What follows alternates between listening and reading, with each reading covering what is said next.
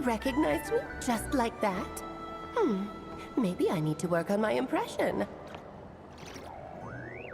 Anywho, come to Star Sand Shoal. There's a little something I'd like your help with. Well, it wouldn't be Clee's mom without a hefty dose of mystery, huh? Let's go see what this is about.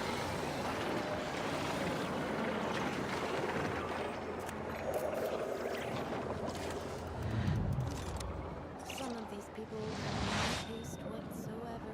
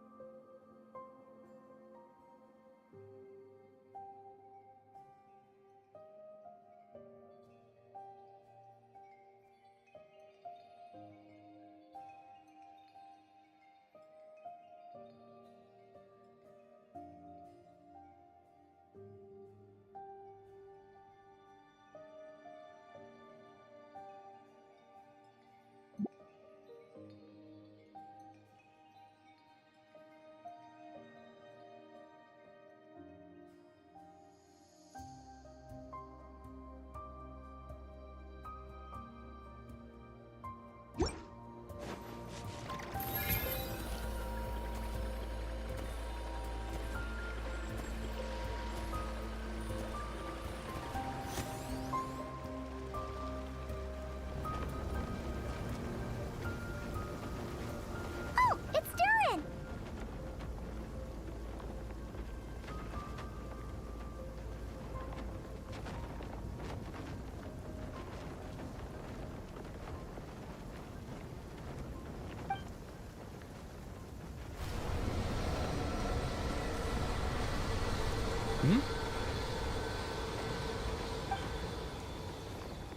Traveler in Paimon? I'm sorry. I hope I didn't scare you. Oh, no, you didn't scare us. Just gave us a little surprise. Looks like you've gotten even more powerful now. I don't know. It just feels like it's gotten harder to control. I didn't mean to strike so hard. I'm so relieved you didn't get hurt. It's all good. We've had worse.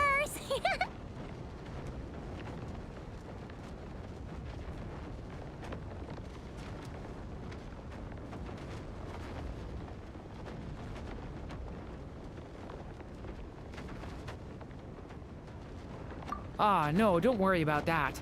It's been very stable ever since I got this body. Albedo made sure of that. What you saw just now is something that only started happening recently. Maybe I'm still acclimating or something. I'm sure it'll clear up over time. Anyway, what brings you here? Did you need something? Well... The day that the writer and the watcher crossed paths, was the day that the magic known as storytelling was born. So, she asked us to come. Miss Alice? Oh, you too? I guess I really do need to work on my impression. Well, never mind that. It's been too long, Mini Durin. And please, that's Aunt Alice to you. I have brought you and the Traveler together here for a very important purpose. It has to do with your mom. My mom?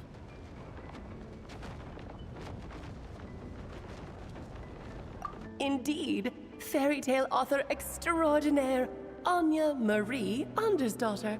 See, I knew this would be right up your alley. Now then, if you'll open the book, I will begin narrating.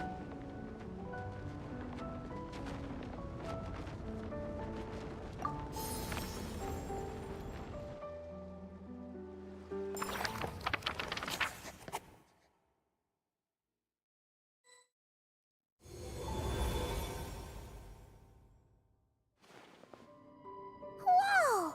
What is this place? It reminds Paimon of Simulanka. The two are indeed similar.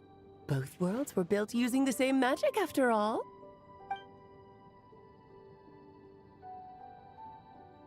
Aha! So it is Alice!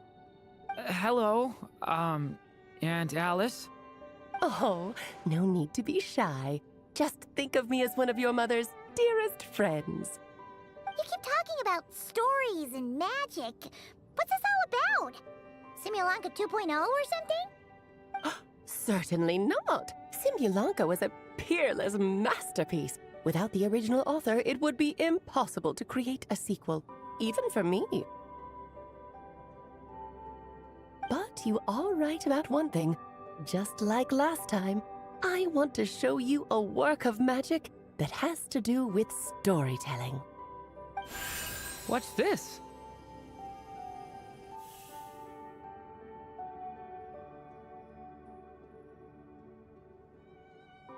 This is your mother's dying wish.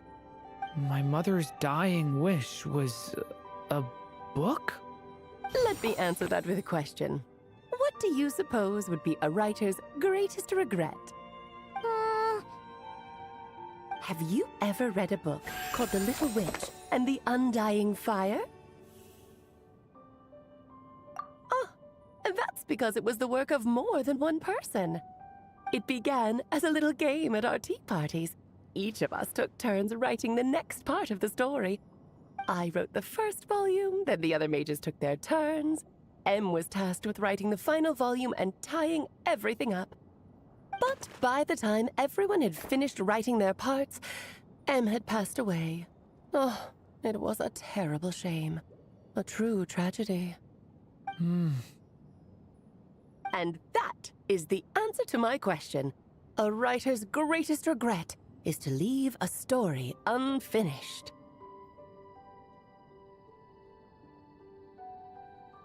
But all is not lost. I couldn't stand the doom and gloom of it all, so I went ahead and wrote an ending myself on her behalf. Then what's this book? This is the answer your mother gave to the same question. In her eyes, this was her greatest regret. She made me promise that I would bring it to you, because she believed the only person who could resolve this regret is you. So my mother's greatest regret is another unfinished story? You could say that. And I guess resolving the regret means finishing the story? That's one way to put it. Oh, is a straight answer too much to ask for? Her answer was quite the opposite of what I'd expected. But oh, how touching it was. I'd love to tell you what she said, I really would. But that would spoil the plot, and we can't have that. Spoilers ruin everything. Oh.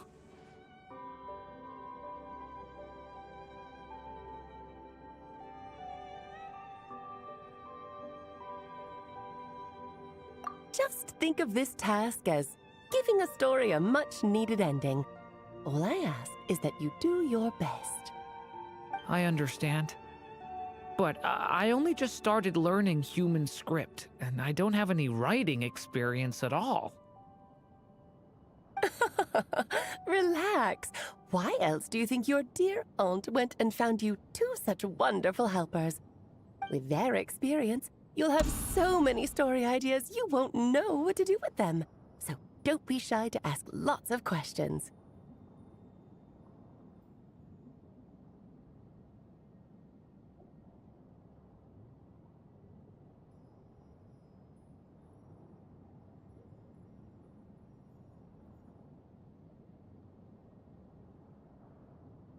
Yeah.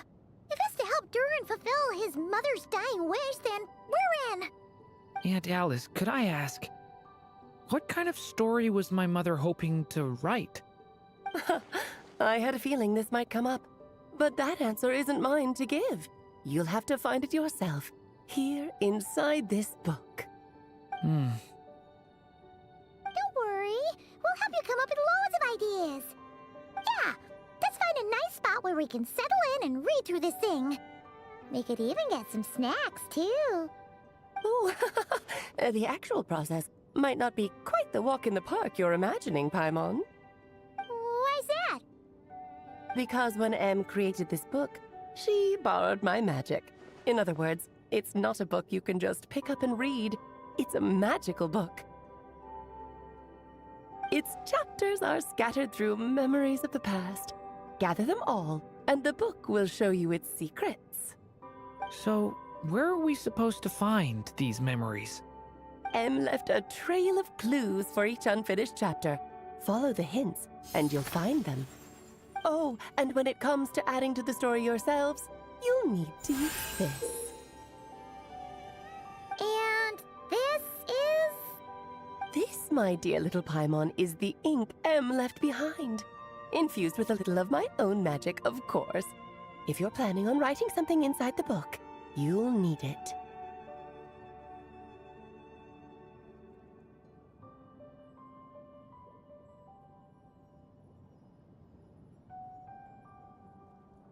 It's extremely precious, so be sure to use it sparingly. This is all that's left. So we need to search for the memories and keep an eye on how much ink we're using. Oh, it just had to be a wild goose chase, didn't it? Perhaps it's just another form of storytelling. Em was ever so creative when it came to things like that. Just think of it as a little challenge your mom left behind. Who knows? There could even be a mysterious prize at the end of it all.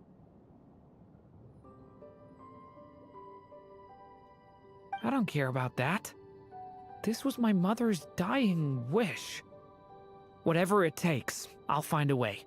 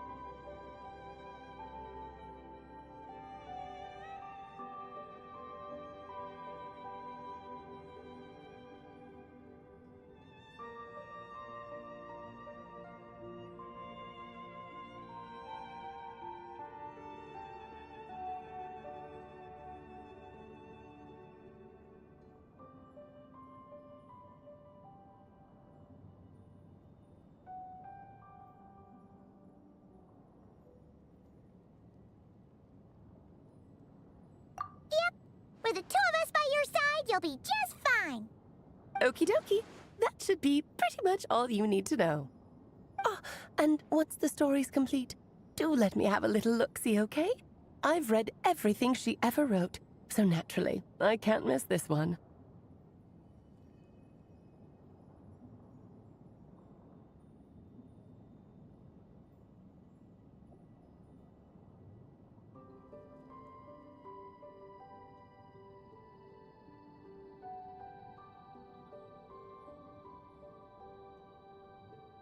Yeah!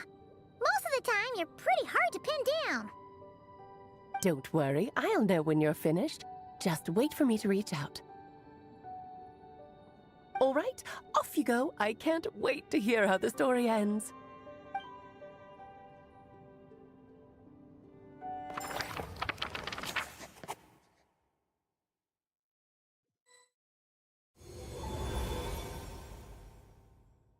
Oh, here we are again. Alice's magic really is incredible, huh?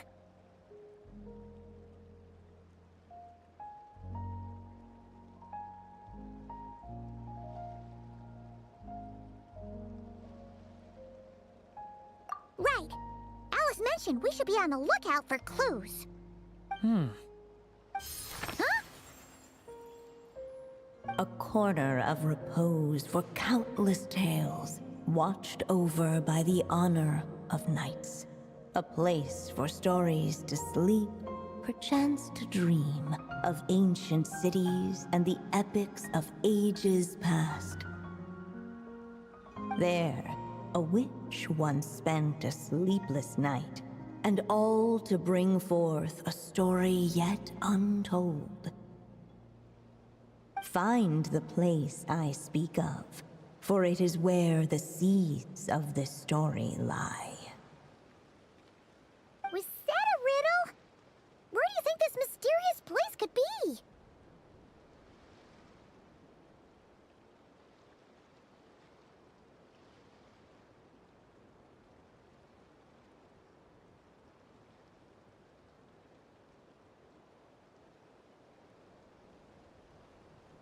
Hey, you might actually be onto something. Guess that means we need to head back to Mondstadt? I had a feeling that's where we would be headed. After all, it's where my mother was from, and I bet it's where she wrote this story, too. Yeah, that makes sense. Still, I feel bad about dragging the two of you along on such a long journey. Don't worry about it. We don't really have much going on right now, so we're all yours. Come on, let's go!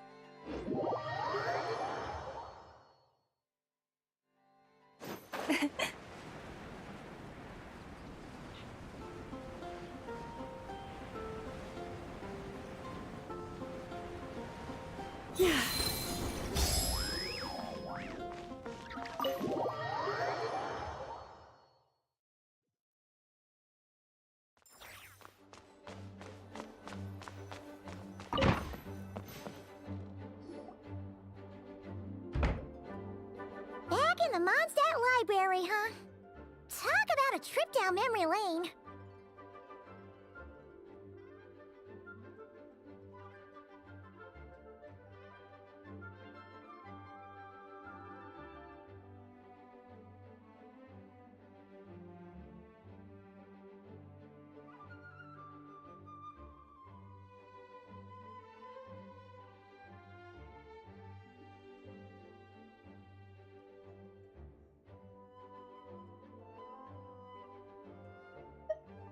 So, we're supposed to find the seeds of the story, right? What do you think that means? Well, we're in a library, so it's gotta be books, right?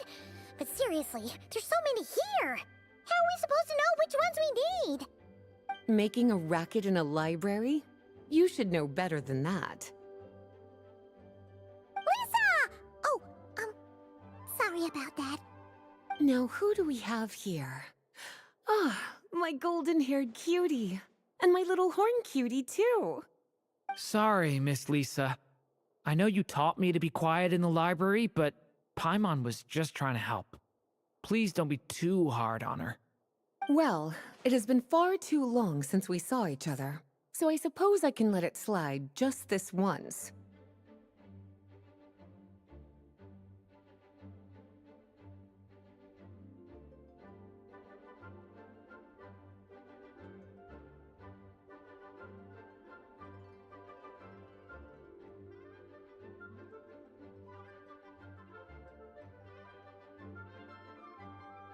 Back when he first arrived here, poor Jean wasn't sure what to do with him, so I stepped in to lend a hand.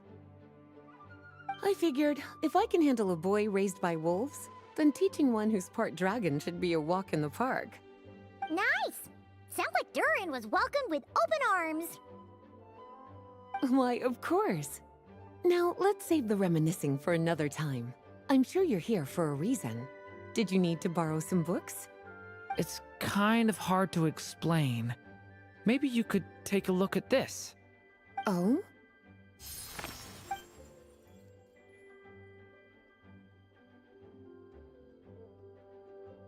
Ah, I see. These so-called seeds of the story must be the books that inspired its creation. That's just how it is with stories. They grow out of the tales that came before them. And that mage, I can almost picture her here, hundreds of years ago, scribbling away at one of these very desks. But we don't know anything about this story. How are we supposed to figure out which books inspired it? As it happens, just before I found you here, I was looking into something rather peculiar. One of the knights reported seeing some books that weren't listed anywhere in our catalog. Stranger still, just as he went to reach out for them, the books vanished into thin air. And then, a while later, while he was browsing through other shelves, there they were again. Seriously? That particular knight knows this library inside and out. I'd be very surprised if he was seeing things. Something tells me these might just be the magical books you're after.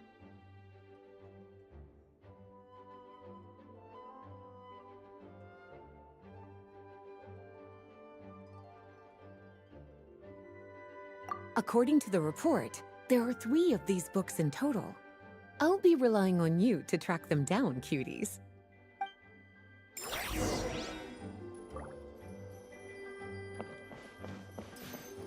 Kinda looks like a poetry collection.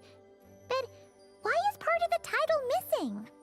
Let's see what Lisa makes of it.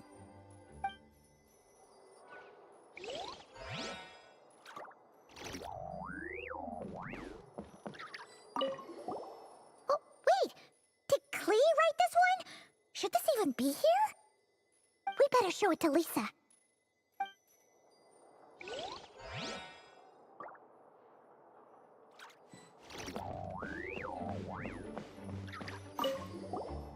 Second strongest spell in existence. Do not show Klee. Wait, there's actually a book like that right here in the Mondstadt library? That title's just gonna make people even more curious. Huh. There's definitely something fishy about this one.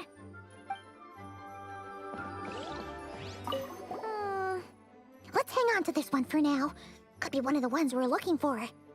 It's one of M's, after all.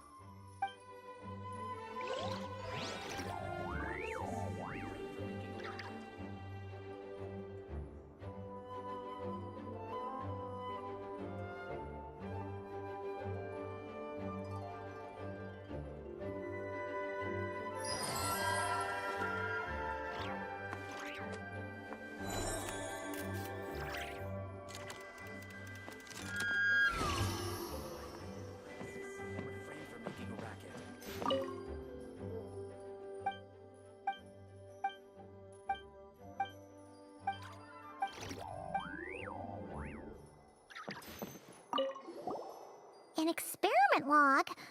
Looks like part of the title's been erased. There's something seriously suspicious about this book.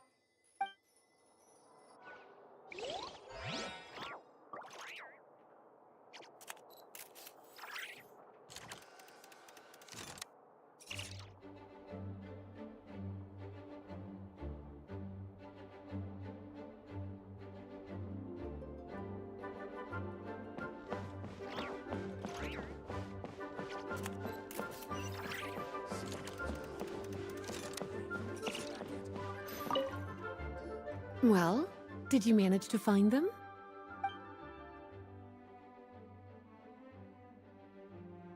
Huh. This book definitely doesn't belong here. Yeah, we can tell just from reading the title.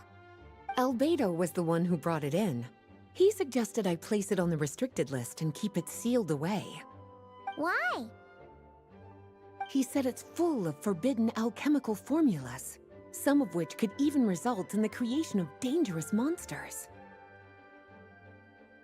Apparently, the danger it posed was so great, he didn't even feel like it was safe to carry around or keep it in his workshop.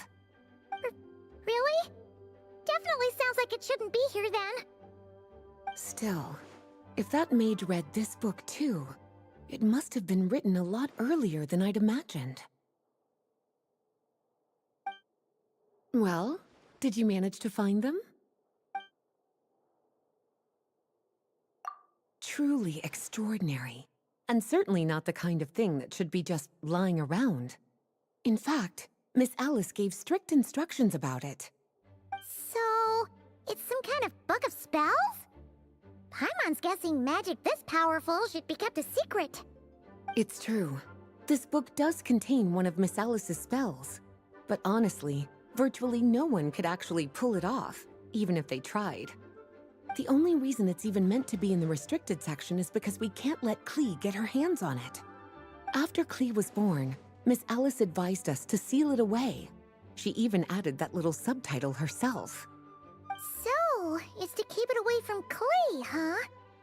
Does that mean she could use it to cause even more mayhem than she already does with Jumpy Dumpty? No, that's not it. As Miss Alice herself put it, letting Klee see it too early would spoil the surprise. Well, did you manage to find them?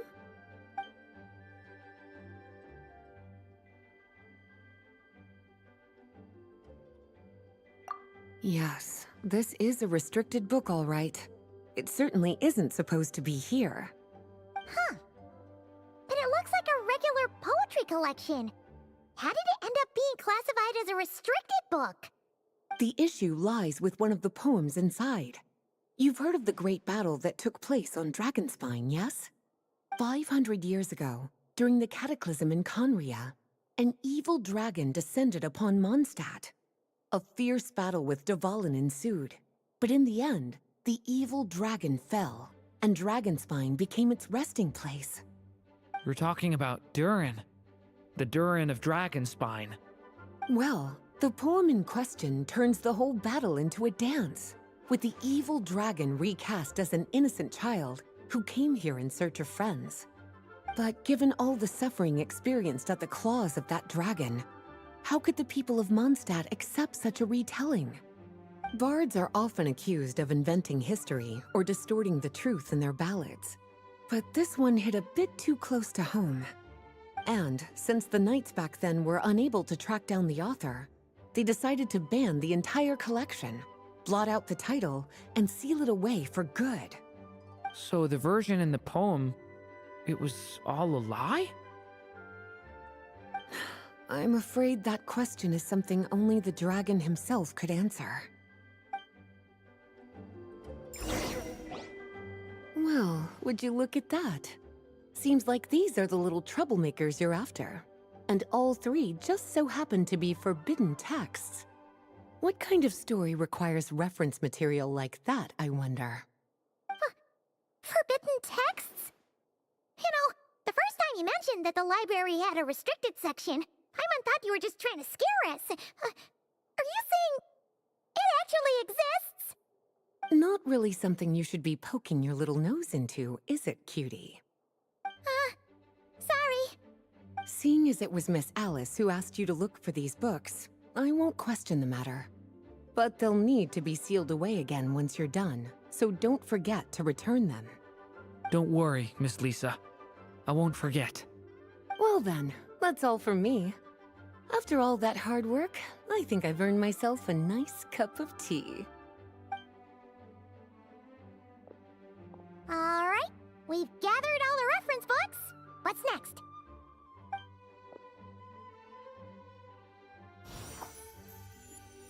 Wait, look!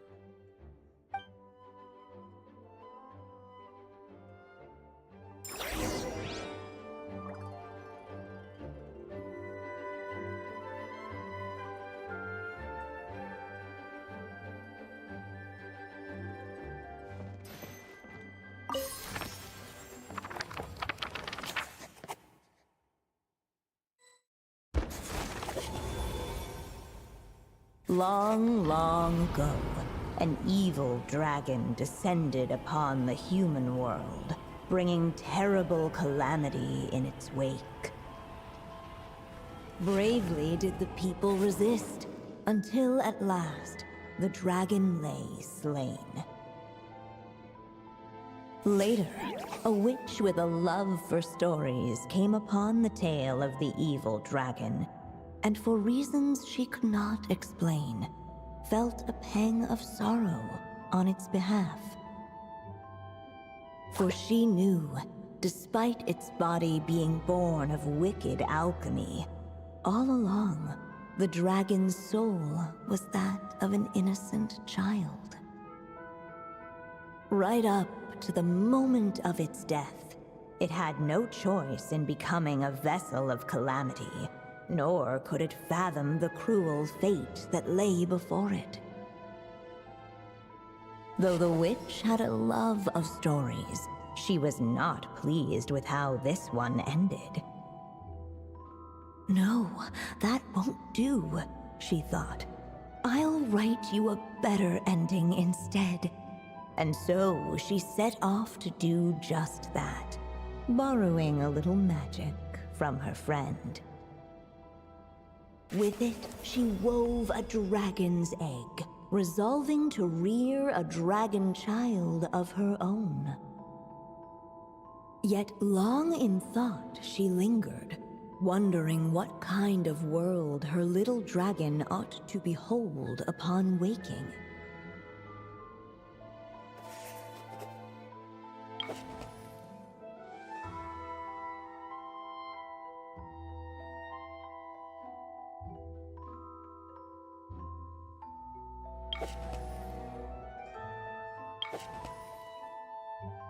At last, she made her mind up, adorning the cradle with a wisp of woodland air. Then, she quietly waited for the egg to hatch.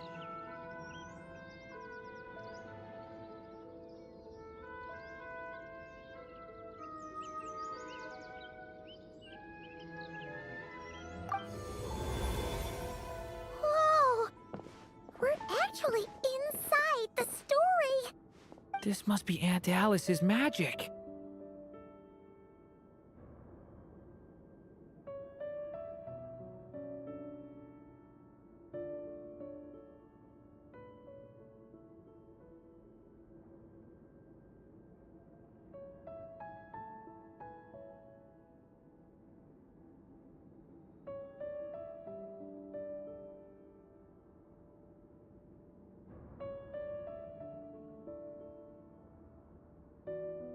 Yeah.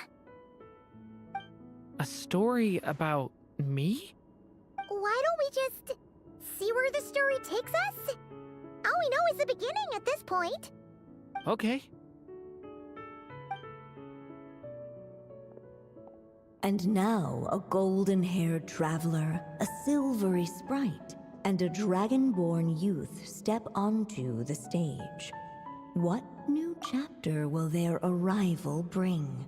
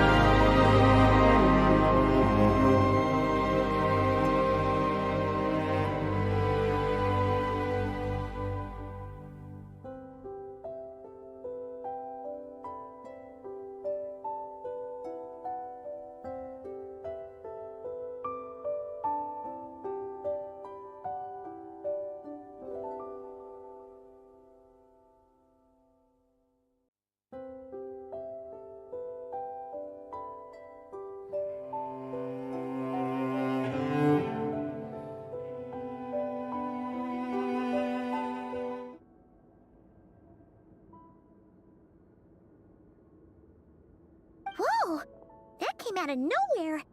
Was that the same voice we heard just now?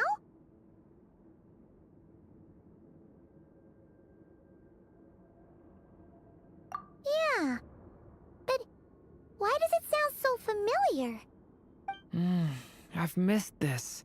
It's just like the stories my mother used to tell me. You mean... Em? She used to tell you stories? Yeah, she loved it.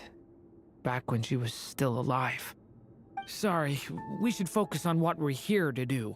So, now that we're in the story, what's next? The dragon youth wondered aloud. Yet all he could do was wait for the story to unfold. Of course, there's something to be said for helping it along. Perhaps a little exploration could prove fruitful. Oh, is that a hint? Yeah, I agree.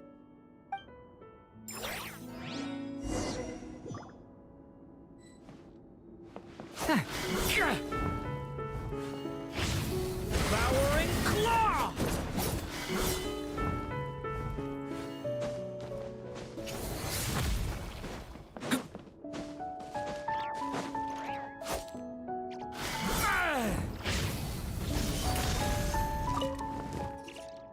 This must be the dragon egg, right?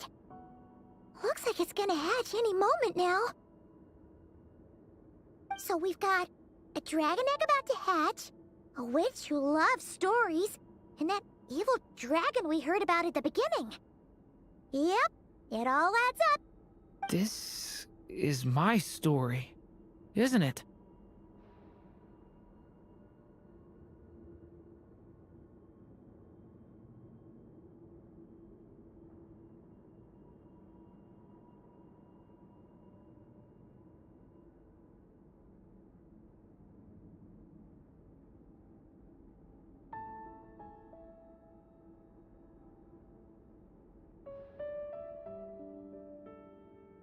Okay, so how are we supposed to help the story along? It feels like all we can do right now is wait. Apparently, it hadn't dawned on the group to look for a way to help the egg hatch faster. Oh, right! We're at the point in the story where we're waiting for the baby dragon to hatch. So that has to happen before the story can continue.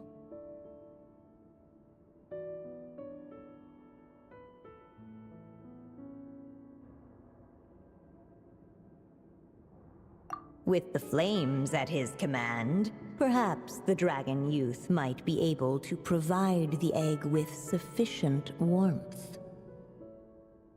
What? You want us to roast the dragon egg? The silvery sprite's surprise betrayed her lack of reading. For in countless tales, it is told that only by fire's embrace will a dragon's egg hatch swiftly. Huh, you kinda have a point there.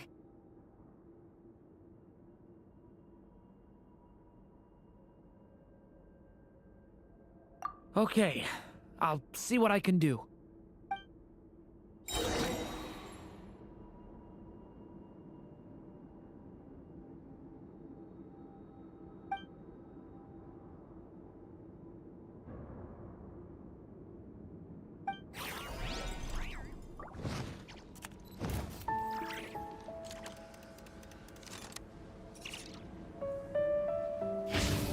Devouring claw!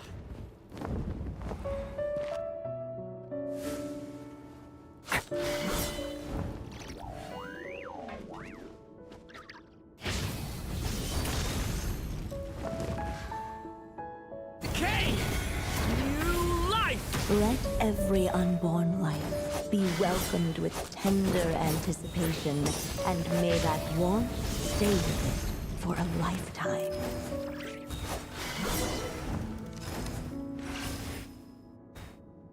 At last, under the witch's expectant gaze, the little dragon broke free from its shell. No living being has ever decided the moment of its birth. You were no exception, my child. I brought you into being because I willed it so, just like the witch who created that evil dragon. But I promise you this, your birth was wanted. You are loved, and you will have a different fate than the dragon that came before you. You've never told me those things before, but for some reason, I always knew. Thank you for bringing me into this world.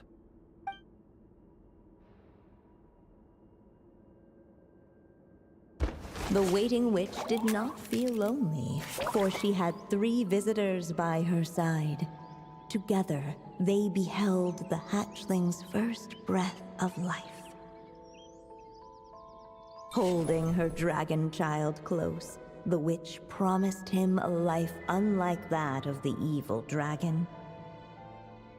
And so, nestled in his mother's warm embrace, did the little dragon's story begin.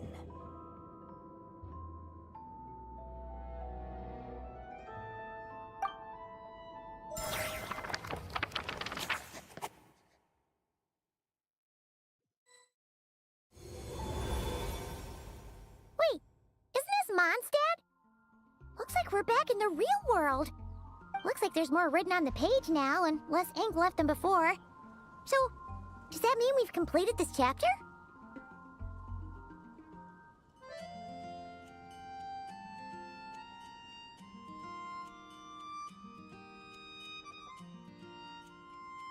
Yeah, but why does M seem to think that the story isn't finished yet? Durin broke free from the curse, came into this world with a new body, and even made a bunch of new friends. That already sounds like a happy ending to Paimon.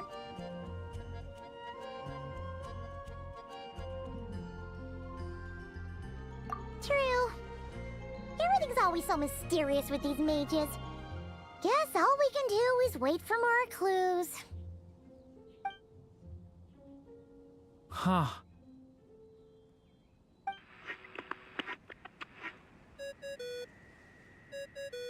Is this thing on? All right, that should do it. Hey! That's Alice's voice! Hello there, children. If you're hearing this, you've stumbled upon the little recording I left for you. I thought you could use a few hints about how the book works. By now, I'm guessing you've already begun to leave your mark on the story. You should know, however, that the book needs time to absorb the ink, so the next chapter's clues won't show up right away. Wait, so even magic ink needs time to dry? The good news is, you can return to any chapter you've already completed and continue to explore the mystical, magical storybook world you helped create. Have fun, dearies. Toodles! Oh, man! Paimon was so ready to knock this out in one go. Maybe it's for the best. Sooner or later, we'll end up being whisked off to another world again, and if that happens, who knows when we'll be able to come back. So it might be good to take a break while we can. A break.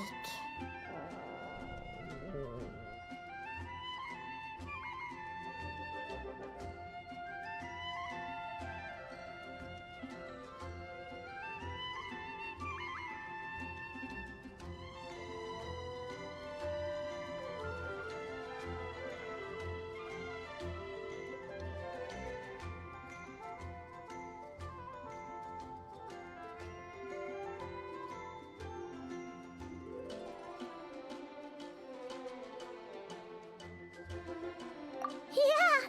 Paimon has a sudden craving for the good hunter's sticky honey roast. And we happen to be in Mondstadt, so... So let's meet up here later. I need to find Miss Lisa to return those books anyway.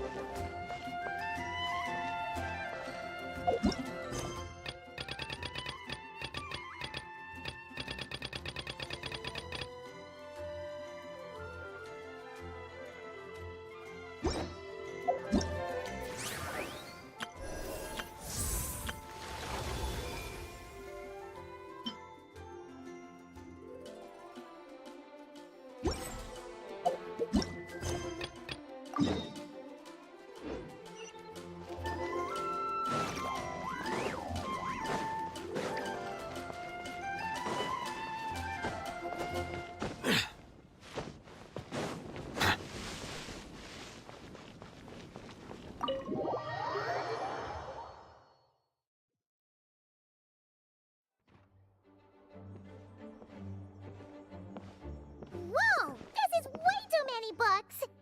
Considering this library organizing job was classified as a premium commission, Paimon came mentally prepared, you know? But seeing it in person is something else. Why, if it isn't Cutie and Paimon? What brings you back to Mondstadt? Let me guess. You missed me so much you just had to come visit. Is that it?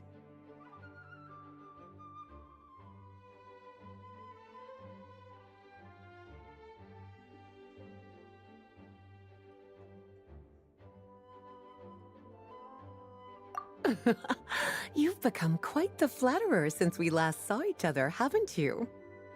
Found you! We were starting to think you weren't clocking in today. Well, I wasn't planning to. But then, Catherine mentioned someone had finally accepted an important commission for the library. So I came to check on things. Might you both be here for that very commission by any chance?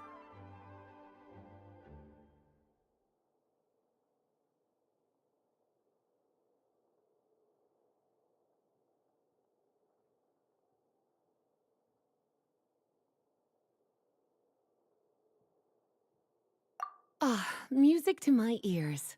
Now, as you can see, a certain anonymous benefactor has donated a large amount of books to us.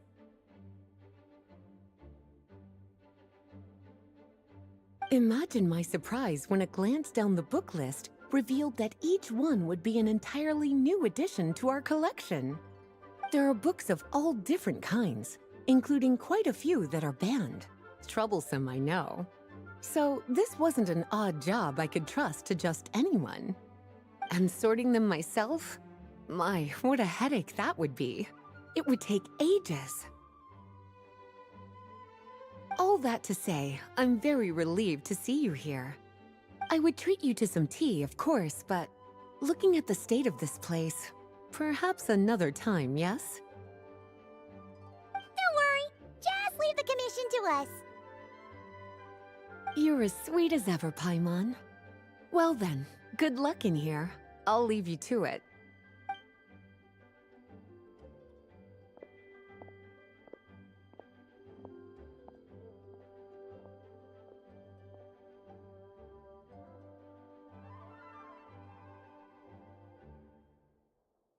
Finally! We made it to the last stack!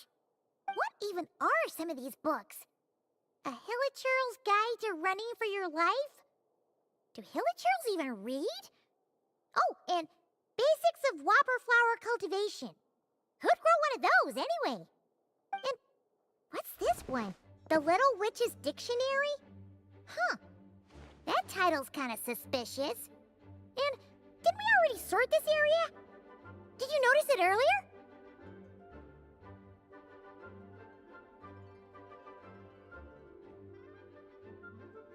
Huh. Well, witches always make Paimon think of, you know.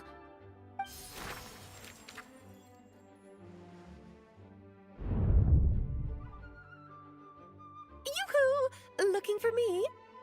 Alice? How did you get in here? You must not have noticed, Paimon. I wasn't the one who barged in at all. When you opened that dictionary, you entered a mage's domain. What? Ugh. Paimon knew that book had issues. Have you ever read the storybook, The Little Witch and the Undying Fire, by any chance?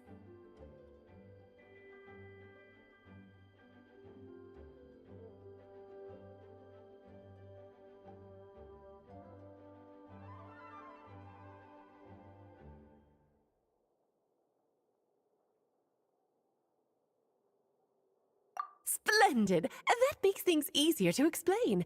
This book was written as a dictionary for that other story. The actual contents of the two aren't related at all, though. Ugh, that explanation makes things even more confusing. Oh dear. Where should I begin? You know the promise the Hexen Circle made to Varka at the Tripartite Conference, yes? Namely, that in Mondstadt's greatest time of need, the mages would return and lend their aid to the nation?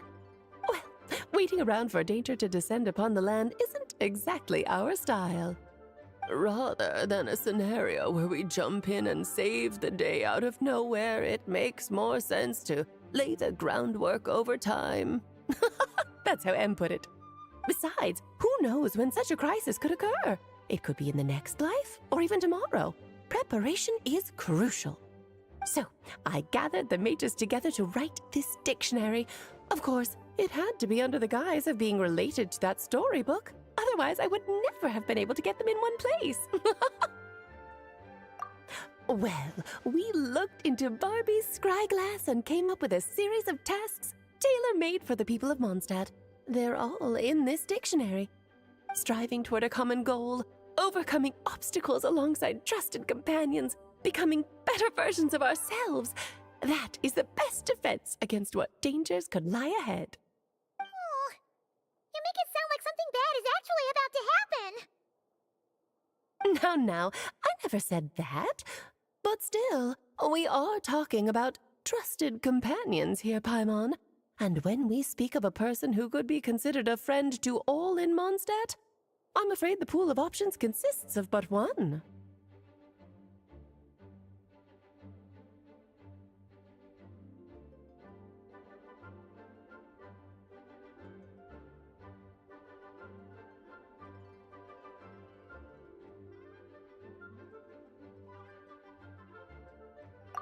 Wait, the huge book donation? That was just an excuse to get us here, wasn't it? We had to spend ages sorting through them, you know. Oh dear, I never could have imagined you would need to go to such trouble. Uh-huh. Sure you didn't. Well, this is an important book. I couldn't just bring it into Teyvat without taking any precautions. Much better to hide it in plain sight, you see. That's why I donated all those other books to the library. Besides, it's not like this is a bad thing. Just think of it as an excuse to reunite with old friends. And as a favor to your dear Aunt Alice. Okay. If the goal is to help the people of Mondstadt, then we're in. We'll take the dictionary. And the next time we run into our friends, we'll pass your tasks and stuff along, okay? Wonderful. Then I'll let you get to it. Have fun!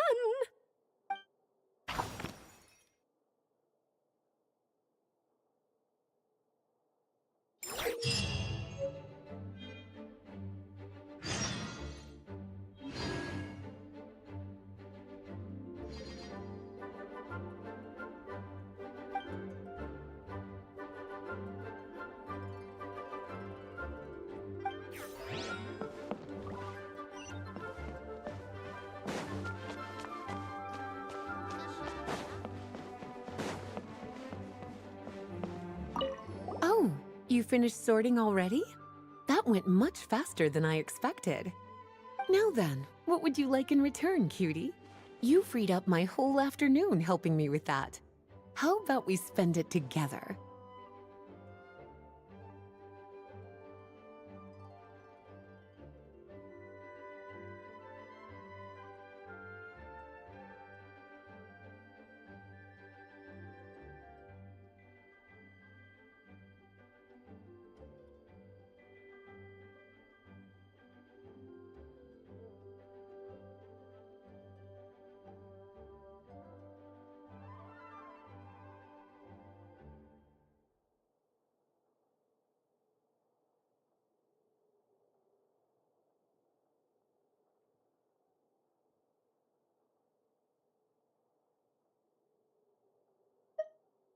Ah, so you noticed too. Such strange names, and even stranger contents. Not to mention, this is the largest library in northern Tevat, and I didn't recognize a single title on the list. I just don't see how that's possible. Unless... Actually, we just ran into... Trouble, I presume? I think I'll steer clear if it's all the same to you. Besides, if a book exists in this world, then there's a place for them in this library. Better for them to remain here than end up in the hands of someone more suspect. Anyway, here's your payment. Thanks again for all the help.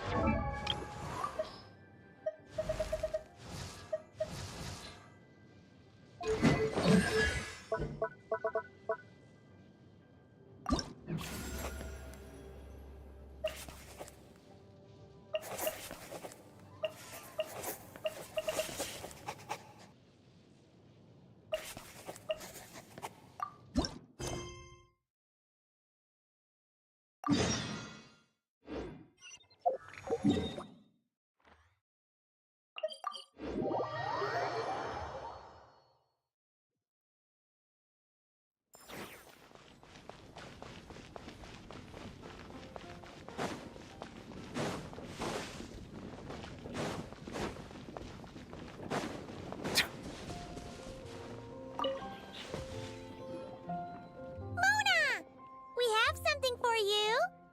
Oh, Traveler Paimon! You're full of energy today. You have something for me, you said? Is it some quick and easy way to make Mora by any chance? Well, actually, it's some kind of task from your master. Yeah, that's a hard no. But I guess I don't have a choice, huh? An enterprising spirit is important and all that. I just know it's going to be torture, though. I know that old hag all too well. Why don't you just take a look first? Huh. This book doesn't seem so special to me. Oh, whoa! Letters just fell out of it. Oh, maybe she's trying to reconcile with you? No idea. Either way, it looks like I'm supposed to open these 3 letters in order.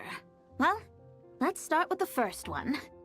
If this is her task, it should be okay for us all to read. Come on, let's see what this is about. Oh, how long it's been, my student. I'm afraid to report that getting up and about is becoming harder and harder these days. The sympathy card. She could have tried to make it sound a bit more genuine at least. Remember when I would chase you and you would run for dear life, trying to use that hydro phantom of yours to distract me? Oh, seems like it was just yesterday. Now you're off on your own, and I laze the days away in my rocking chair. I really should get some exercise again. Well, then get it some other way, you old hag.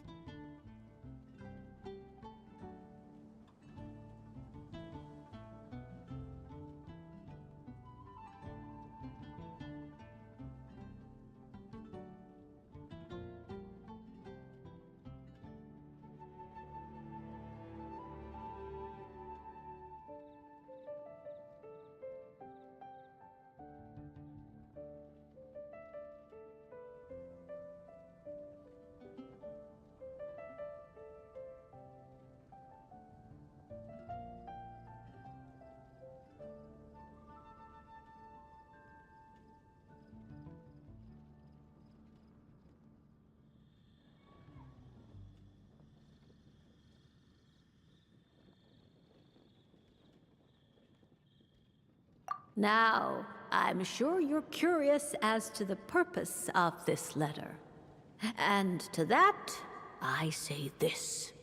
If you want to learn how to predict the fate of an entire kingdom, or even the entire world, head to Sumeru and search for the gate to an underground kingdom. Once there, open the second letter. Huh. But she knows how to lure people in, that's for sure. Is she serious about passing on her secret technique? Guess she really is getting old. You two have such a weird dynamic. When you talk about sentimental stuff, you fight. But when it comes to dry academic stuff, you get all emotional. Anyway, this gate to an underground kingdom sounds familiar. Wait, you've heard of it? Yeah, it should be the same one we're thinking of. Perfect. I don't even need to investigate then. Oh, that means no hired guide, no lodging, no shelling out Mora left and right. Come on, there's no time to waste. Let's go. And since you didn't mention a transportation fee just now, Paimon's guessing that means... Yep, same method as usual. Let's go.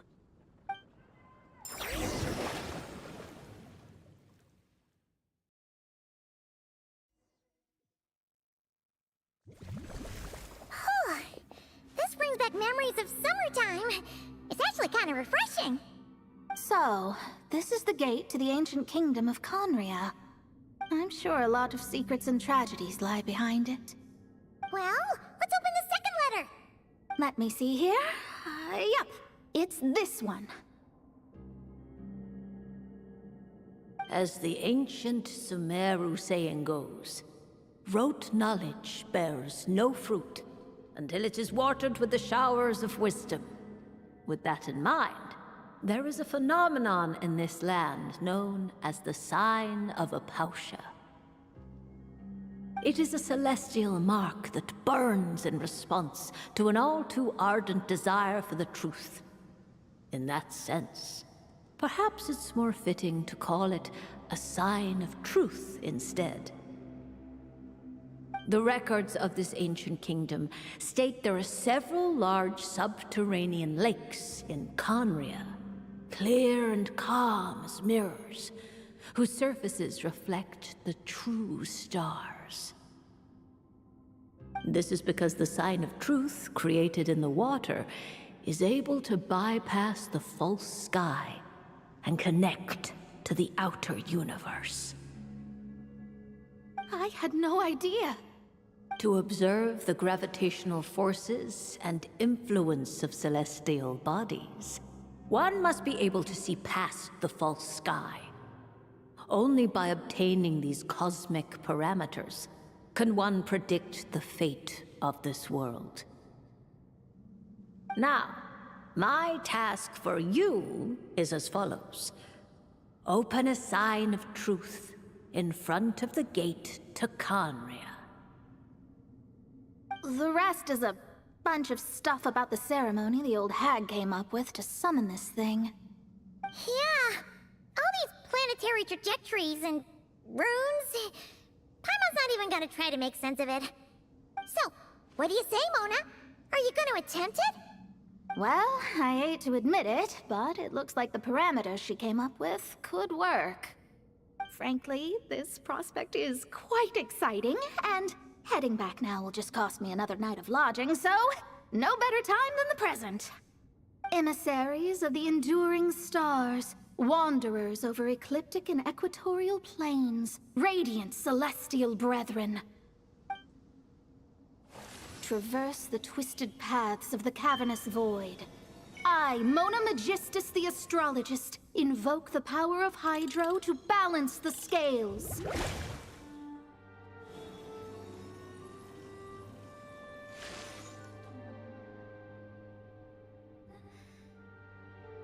By wisdom and truth, let the thirst be relieved.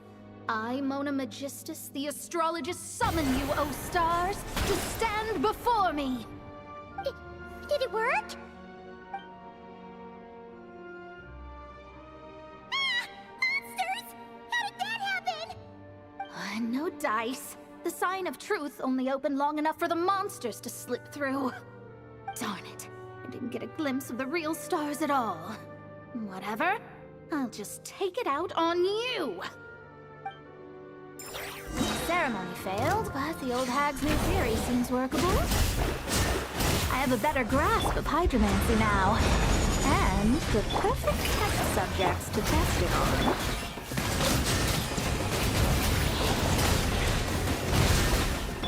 By the Frostman of old. Written in the stars. The time beckons.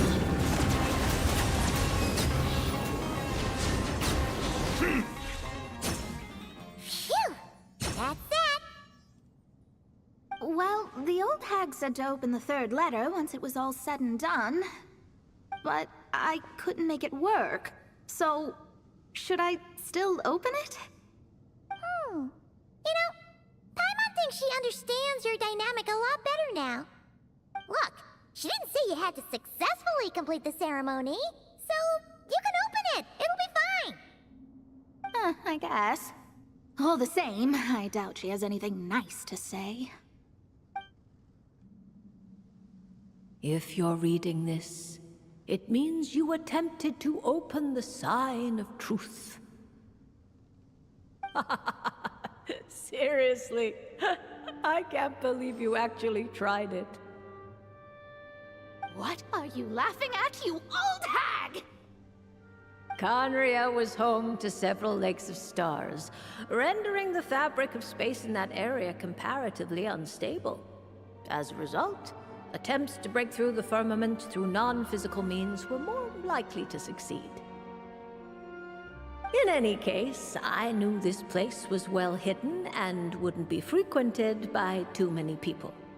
As such, any negative effects of failing to open the sign of truth would remain small scale.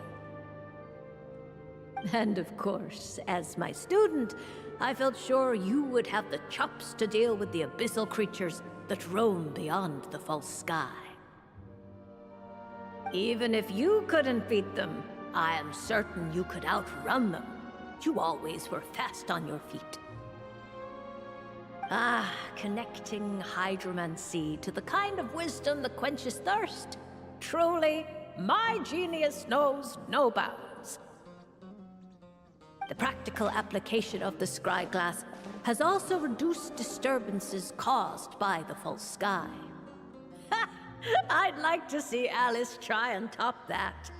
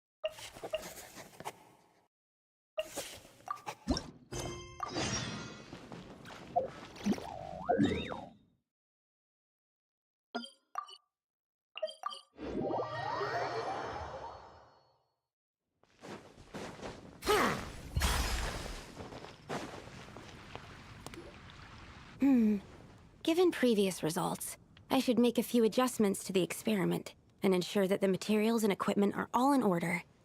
As for the potion I need to make... Oh, Traveler, Paimon, what brings you here? We're here to help with your task. We wanted to see if you could use some extra hands. My task.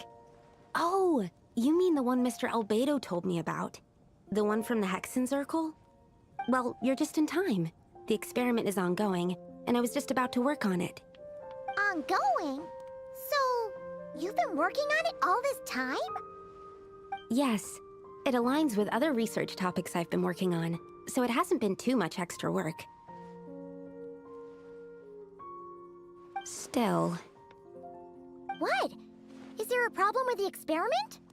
I've been unsuccessful so far.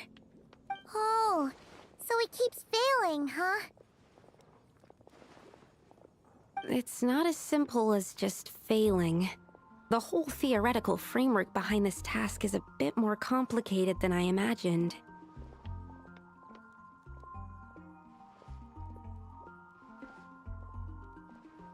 Oh, right! You still haven't told us what kind of experiment it is. One meant to develop a potion that can transform sweet flowers into a variant 16 times its normal size. That is to say, the formulation of Botanical Augmentation Reagent Type 4, Iteration 7. As you can probably guess, this is my 7th time running the experiment. Wow! So, basically, we need to make growth serum. Or the 7th version of one. Well, yeah, that's about right. This is my 7th attempt, but I didn't make many adjustments to the formula this time, because both the theoretical principles behind this experiment and the products of the process prove there's nothing wrong with it. But you haven't succeeded yet, right?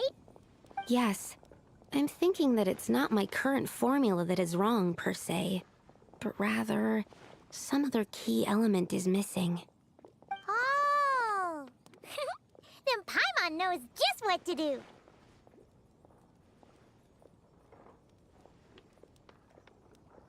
Yeah! We came here to do just that after all. Here it is. That said, I'm still missing 2 ingredients. Now that we can help with. What do we need to get? I need spring water from Springvale to use as the base, as well as Eye of the Storm fragments. But that last one could be tricky. We've got this! Let's go! Let's tackle the Eye of the Storm first.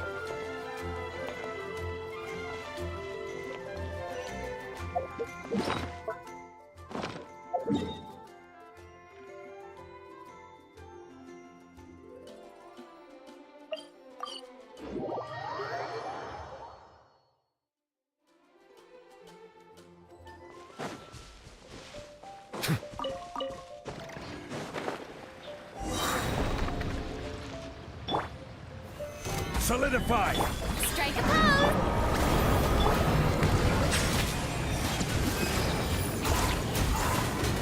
Alright, that's the first ingredient done. Wow, you two were...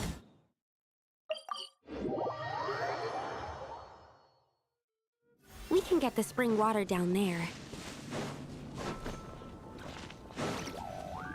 The high quality of Springvale's waters makes for...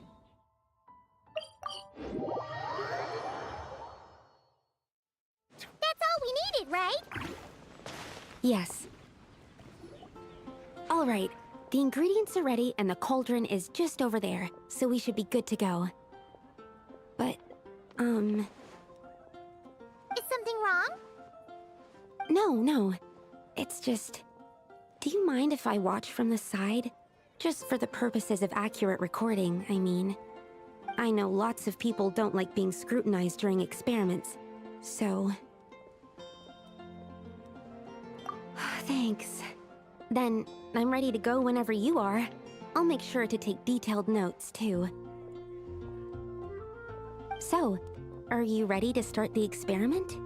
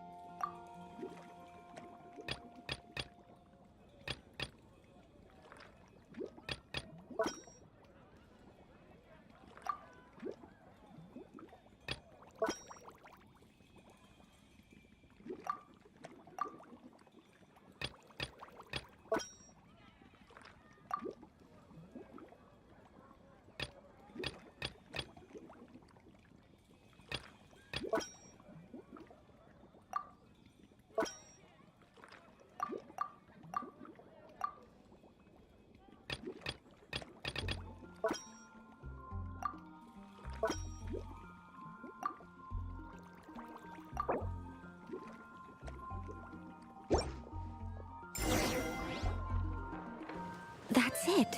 Your execution was perfect. Really? Yes, I don't see any flaws in the brewing at all. Let me extract some and test the product's composition. One moment.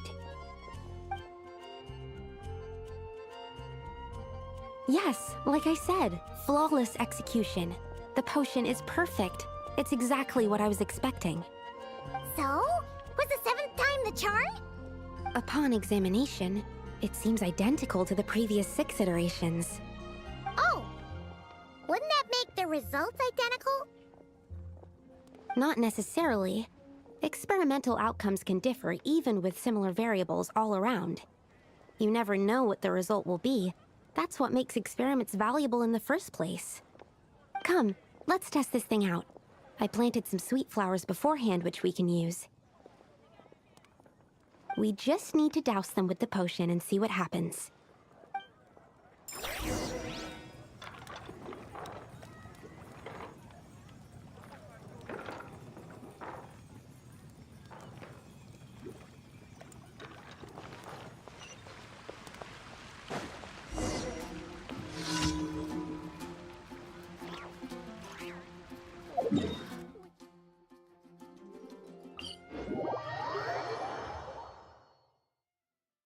Snow is in fact one of water's natural self-cleansing mechanisms. But human activity tends to reduce snow's purity, so do not consume it. Alright, we poured the growth serum on the flowers. Is that all we need to do? Yep. The flowers need to fully absorb the potion, so it might take some time before we see a reaction. What happens then? The flowers will grow in size while maintaining their original appearance. But then, when they reach 12 to 14 times their normal size, this will prove more than they can bear. As if some upper limit has been reached, they will wither and rot, assuming unnatural forms until nothing is left of them but liquid. Wait, what? So there's a problem with the growth serum then? No. I've adjusted the formula time and again, resolving all kinds of issues that arise when inducing small plants to grow larger. Issues like ensuring that the leaves don't get too large, strengthening root diameter and load-bearing capacity, calculating how the increase in surface area might affect sunlight exposure and nutrition. So, why isn't it working then? Because the flowers cannot transcend. As above, so below, is one of alchemy's guiding principles. Alchemy seeks mastery over matter, but this world has its limits. It's like a specification etched into the law that governs all things. Part of the purpose of doing multiple experiments is to determine if this specification is stable.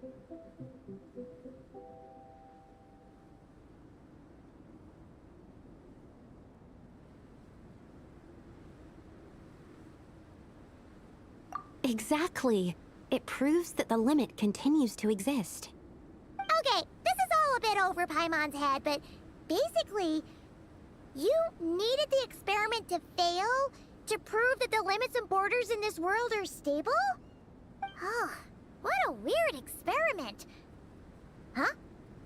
Looks like one of the flowers is reacting. Wait a second. That's not a sweet flower at all! Careful! It's a whopper flower. It must have absorbed some of the potion. Wait, but that's happened before, and it's never gotten this big either. Can this mean... We can talk about this later! Let's get rid of it first!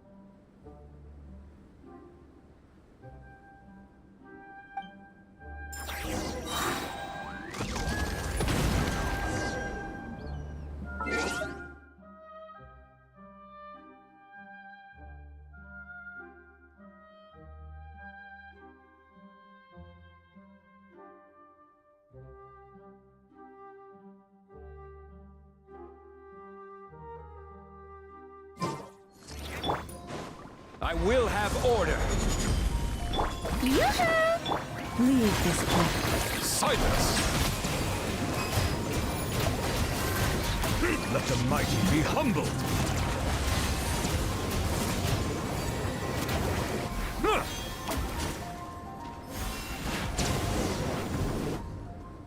Phew! We did it! Even at A whopper flower is just a whopper flower. But, was it supposed to get that big? I could only make a rough estimate during the battle, but it looked at least 16 times its original size, maybe even larger. This means that the experiment worked. Wait, but isn't that a good thing? I'm still not sure what the implications are. But if further attempts succeed in reproducing this result, that means that something's different. Perhaps the limits and laws of this world are changing due to some unknown factor. I can't say if that's good or bad, but from an alchemical perspective at least, expanded boundaries means that more possibilities are now open to us. Either way, this brings my task to an end. Seems so. That said, it could also be an effect of the person who made the potion. There could also have been something special about this particular whopper flower. There's a lot that still needs to be confirmed, so I suppose this task opens the way for further questions. Well, we're here if you ever need some help.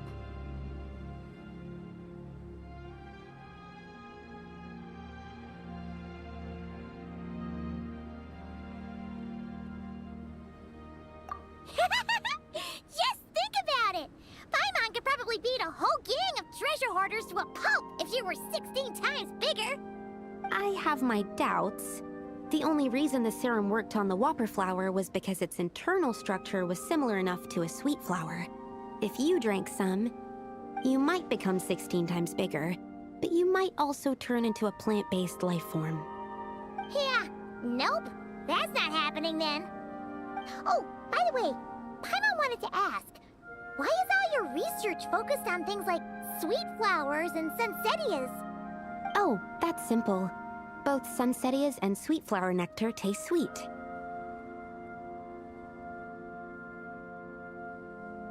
So in that sense, accidentally making a whopper flower 16 times bigger comes with a hidden benefit. Because whopper flower nectar... Tastes exactly like sweet flowers? That's right. Once I've extracted the sugar from the nectar, I'll give you some. You get it!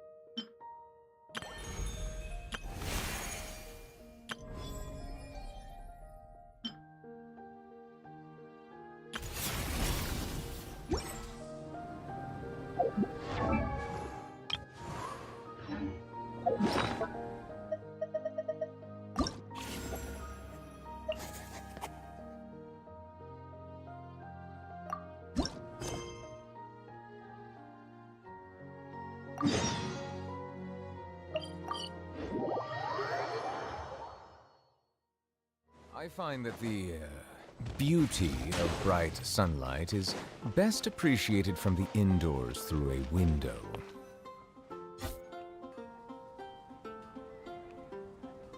Ad Astra Abyssosk. Greetings, traveler. Hey there, Catherine! Oh, and Oz and Fischl are here too! What a coincidence! All things in this universe must plunge into darkness. 'Tis only natural that those who seek light should cross paths in the realm of dawn. Mein Fräulein means to say she's happy to see you both. And I feel the same. It's been quite a while, Traveler and Paimon. You're here just in time. Yai Publishing House has a commission for you, traveler. An editor is here to discuss the details in person. Much of the information was kept from the Guild for business reasons. All we know is that it has something to do with the author of the Legend of the Shattered Halberd. What? Surely you don't mean... Wait, is this author really that important? What if we weren't here? Or if we decided not to take the commission? The editor would just be wasting their time. In that case, it'd be a free trip to Mondstadt where one needs only pass some information along. That's an opportunity most would fight over. In any case, if the commission is of interest to you, the editor is waiting at the Good Hunter. Just look for the man dressed in Inazuman clothing. Hold on! Halt thy steps, good traveler. Fate cast you upon the tides of the world, but not for you to stand alone in the face of its desolation. Nay, you step forth onto the path of the Immernachtreich. What mein Fräulein means to say is, she would like to go with you. Wow, you seem really jazzed about this commission, Fischl. Do you have some kind of insider information?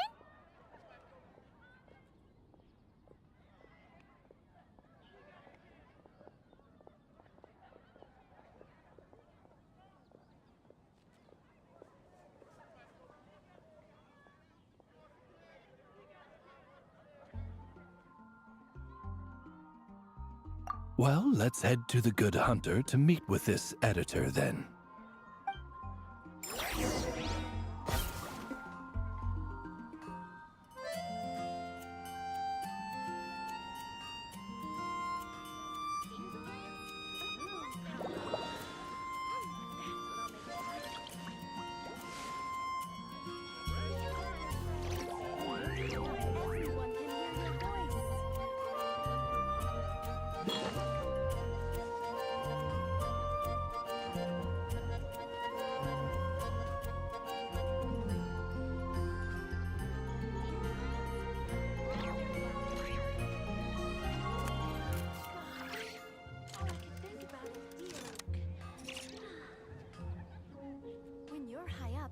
Water comes in many flavors to the discerning palate. Mondstadt's water is crisp and pure, while water from Liyue has an enduring aftertaste. In Inazuma, the water possesses a depth of flavor unlike any other. Sumeru's water, meanwhile, has a rich and complex flavor profile, but it must be savored patiently to fully appreciate it.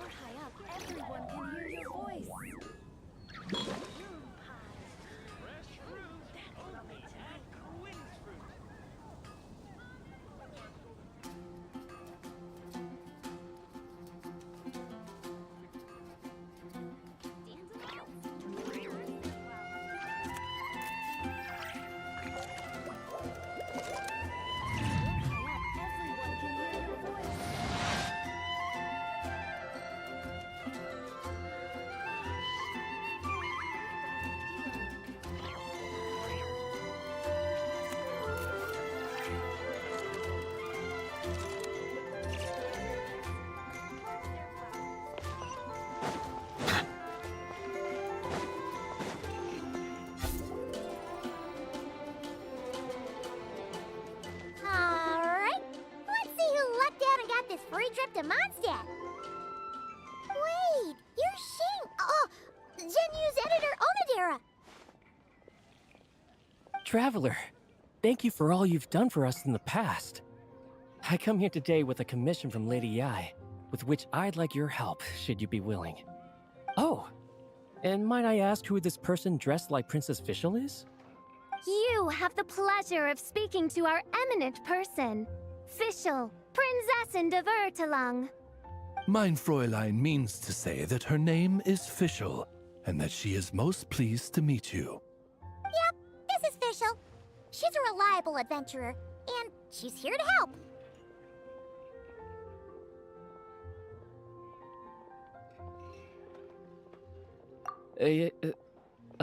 Yeah, I, kinda got that the first time. Since thou hast learned my name, understand this. To speak it is to be absolved. Praise it, therefore, and thou shalt earn thine salvation. Mein Fräulein means to say, she... Ah, I see. I completely concur, my lady. Remembering names is simply basic etiquette. And if you might lend me succor in solving this problem, I shall indeed praise your names to the heavens above. As many times as necessary, in fact. You understood official language before Oz could even finish translating.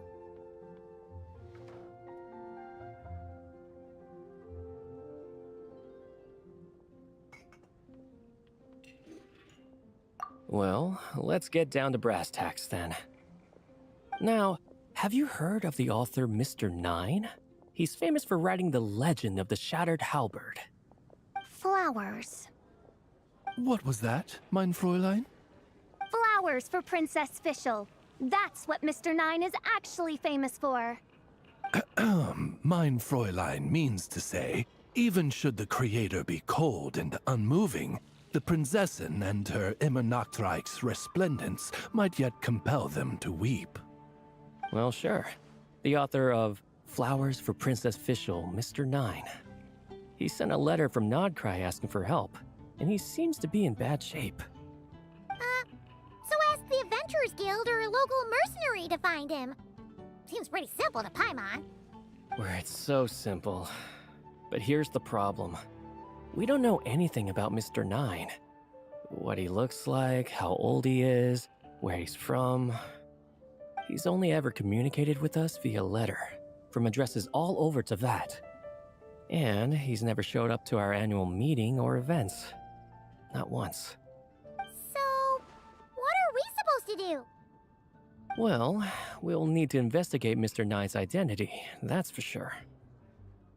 We did a bit of digging ourselves, and we realized that ever since completing the Shattered Halberd series, Mr. Nine's handwriting began to change. His initial editor has decided to retire to focus on his own writing. And he didn't have much to add either. Whatever hath once existed in this world is enshrined in the memory of the Prinzessin of Ertelung, to endure unchanging in her Immenachreich. For from the sacred primordial words flow the wellspring of all cause and consequence. Mein Fräulein means to say that... Yes, we had the same idea. So, we tracked down the original manuscript of The Legend of the Shattered Halberd. Aw, man! Genyu's gonna be so mad he missed out on this. Wait, you didn't need Oz to translate this time either, Onodera.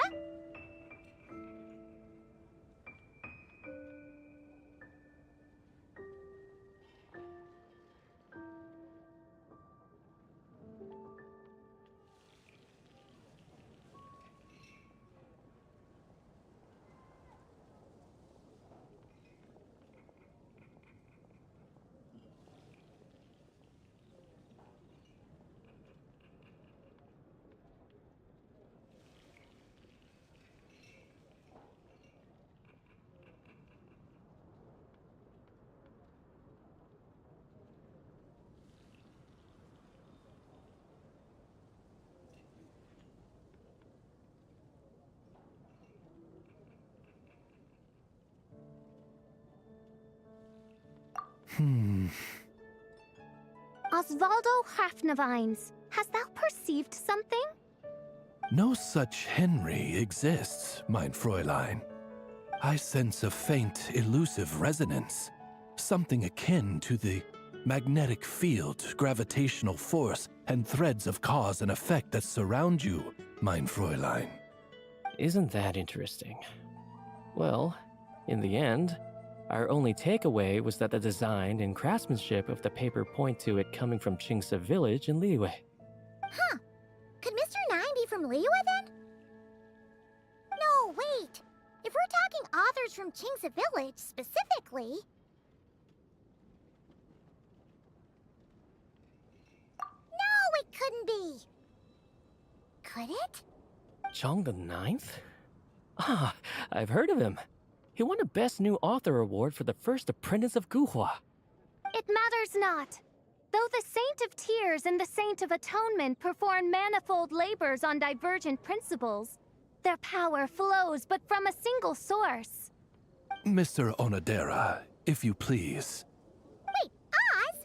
It's great that you trust Onodera and all, but we're still in the dark over here. You speak true, mein Prinzessin. Even if Chong the Ninth doesn't turn out to be Mr. Nine, he's still an author, and he could have had contact with him. I think it's a good place to start.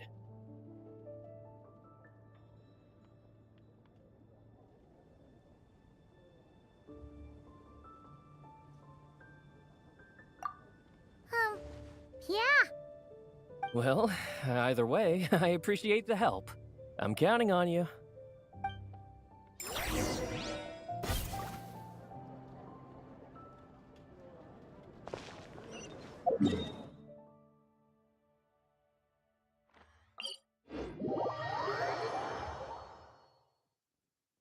Ah, my apologies. This heavy rain must be quite an inconvenience for you.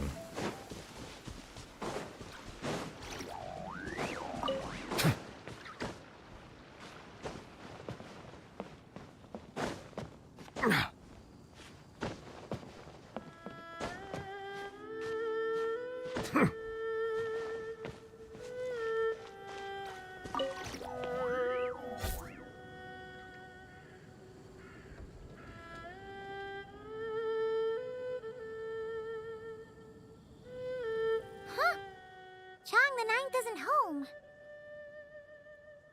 It doesn't look like there's anyone around we can ask either. Shall we wait?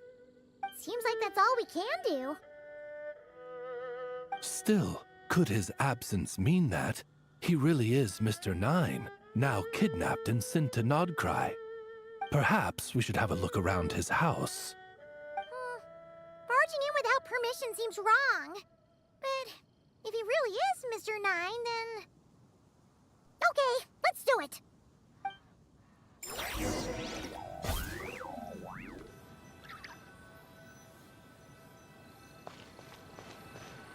Nope, nothing useful.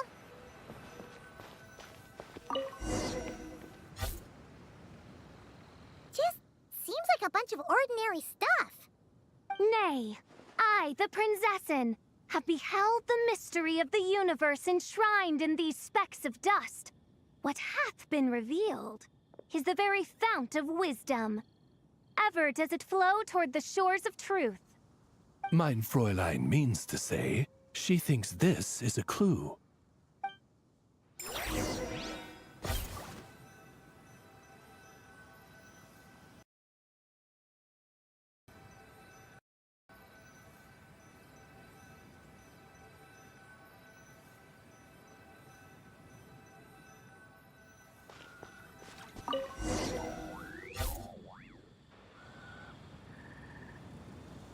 Wait! It looks like the soil's been overturned. Oh no. Did some kind of overzealous fan have buried him in here?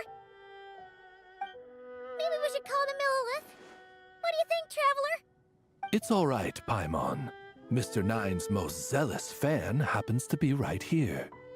And since mein Fräulein would never do anyone harm, I'm certain the same is true of his other less avid supporters.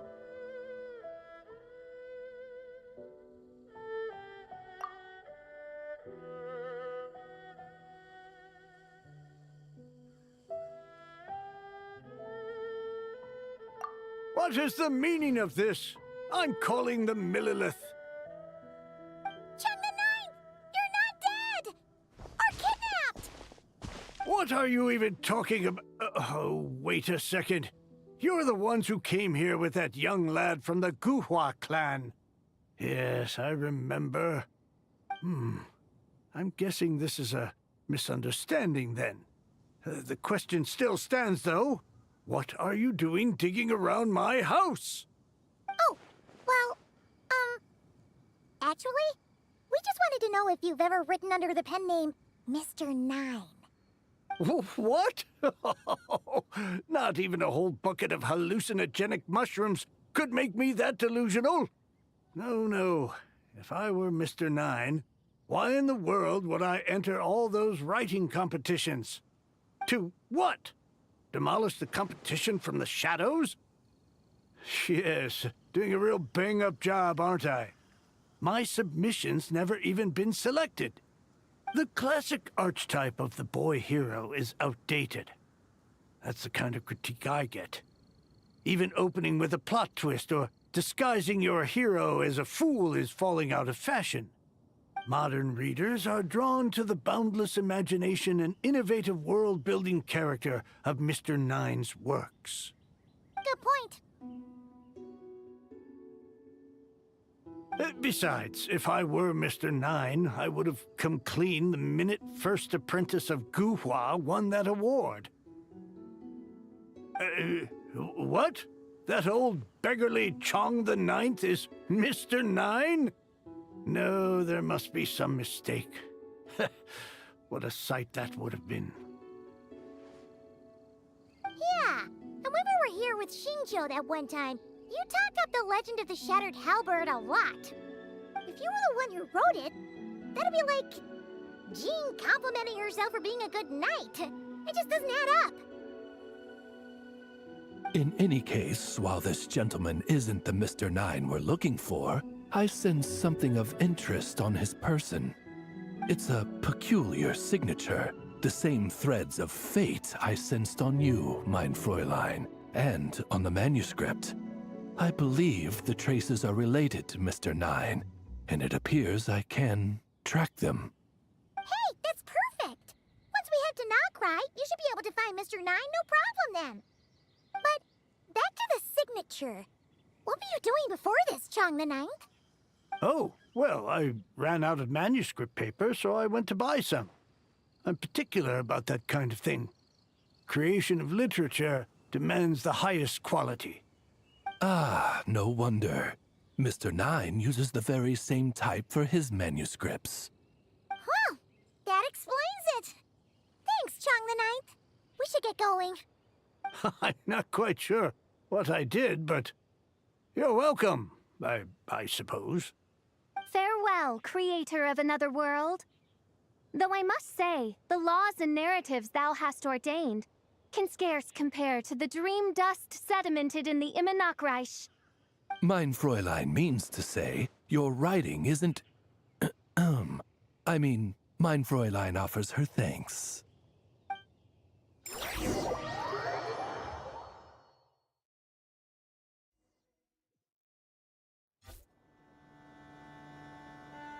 It should be up ahead. Wait, did something attack that Sealy? Something doesn't seem right here. And it bears the same signature I sensed before. Then it would seem fate has dictated our path for us.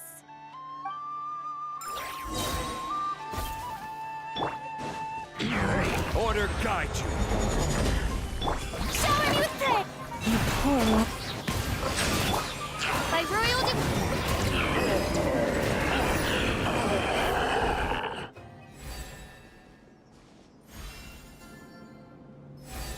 Huh. Looks like the Sealy is showing us the way.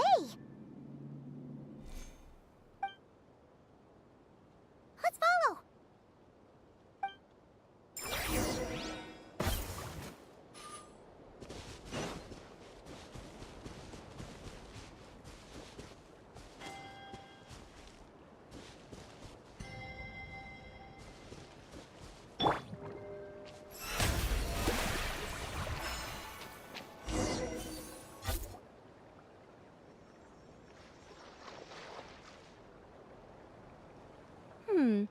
What are you doing here? Wait, that voice. It's Nicole! Also, that should be our line. We were looking for Mr. Nine and our search led us here, but now it seems we've found you instead.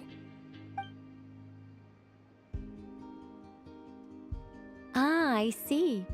Well, Mr. Nine is right here. Hello. What bizarre demarung is this? Never in 1,000 sunsets have I heard of such a thing. In truth, I too aspire to be an author. But I'm also partial to direct communication. Talking is rather inconvenient by comparison. And as I'm sure you can understand, writing things down is even more tedious. I thought perhaps if I found someone with whom I could share my ideas, it might give me the same release as writing. But then those stories would never see the light of day, which would be a shame. So, I tracked down an old Sealy friend of mine and told her all the stories I was imagining. Then, I sent her to find people with similar aspirations to write them in my stead. We even came up with several character traits to lend a certain authenticity to Mr. Nine. A receding hairline was one of them, I think. Yep, I'm the one she roped into all this. Come now, it was beneficial for you too. By inhabiting those authors and mobilizing their language faculties, you were able to hone and eventually recover your capacity for speech. And anyway, an angel has always functioned like a sort of a flash of inspiration in someone's head. I'm sure it was like stepping into old shoes. So you, what, possessed people? Isn't that kind of intrusive? Oh, it's fine. She did it while they were sleeping. As long as the person is someone who dreams of creating worlds of their own, this inner writer within them will automatically awaken.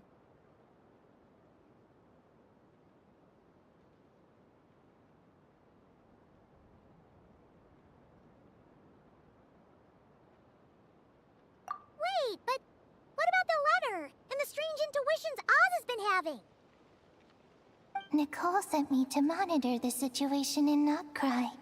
And it's super dangerous, okay? So I needed some help. It's not like I have the knowledge or power of the heavens anymore. As for your friend over here?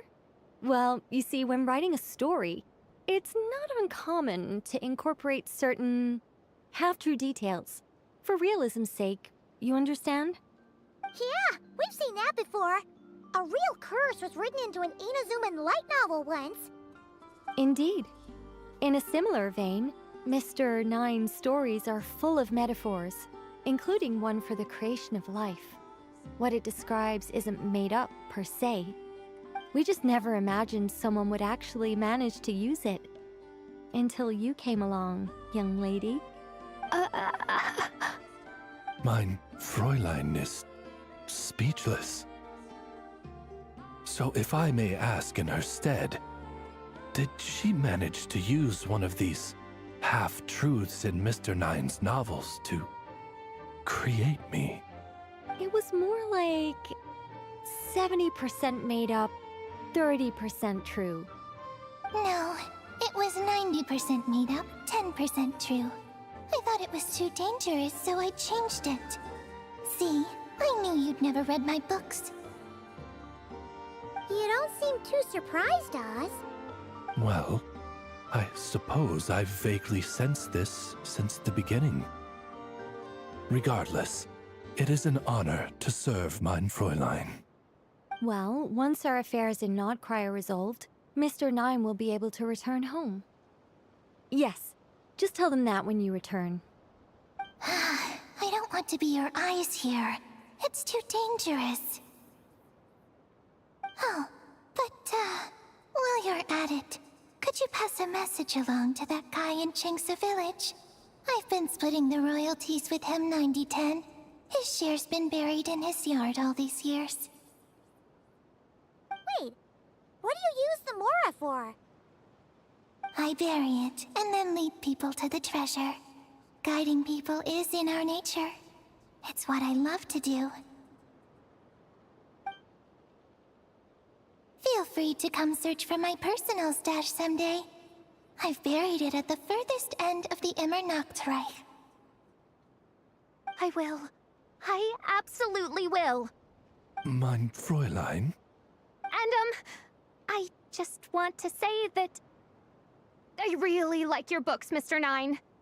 What mein Fräulein means is, though the cosmos stretch forth in unending darkness, yet shall come an hour when all things shine. I'm glad to hear it. All in all, it seems you've already found my greatest treasure. All right, that settles that.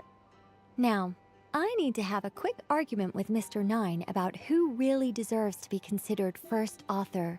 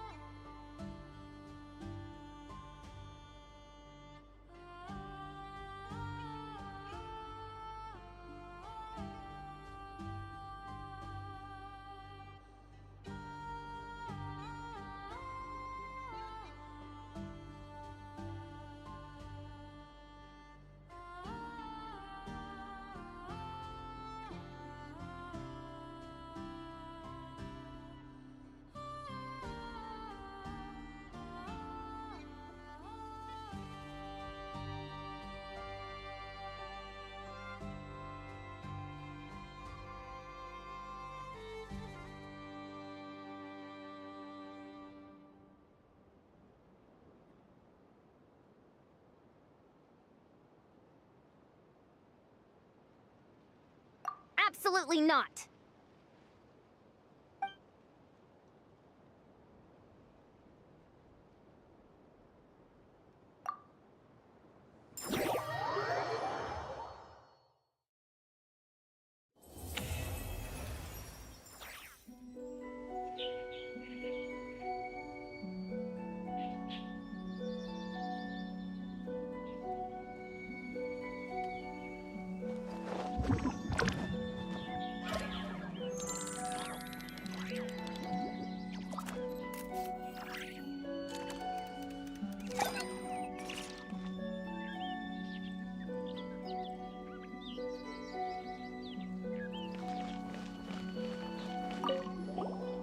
Oh, that's right.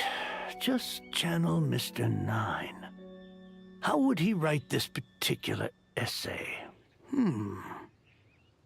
Chang the Ninth! We have something for you! Oh? What is... What? Where did all this Mora come from? About that. So, the thing is... Right. Mr. Nine really admires your work, so he decided to fund your writing career. Wait, what? So, channeling Mr. Nine actually worked. I can't believe it.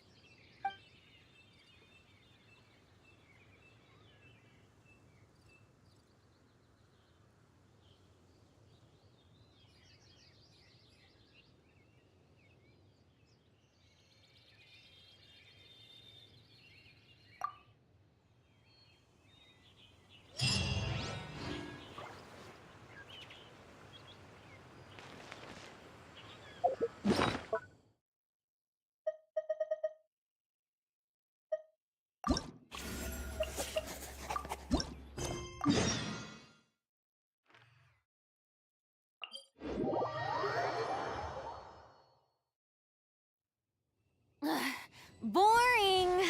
Isn't there anything else more interesting to do?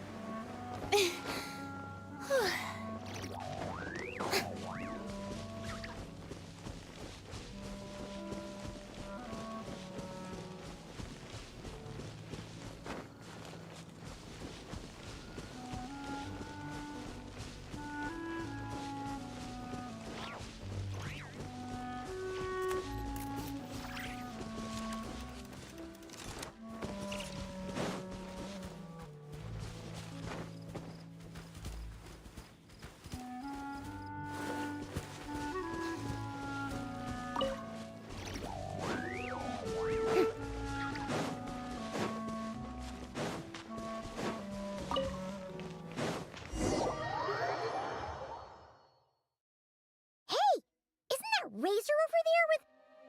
Whoa! The Grey Wolf King of the North! Wonder what they're talking about.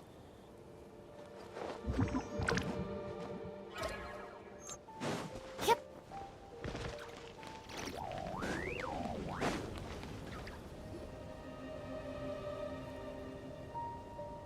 Razor!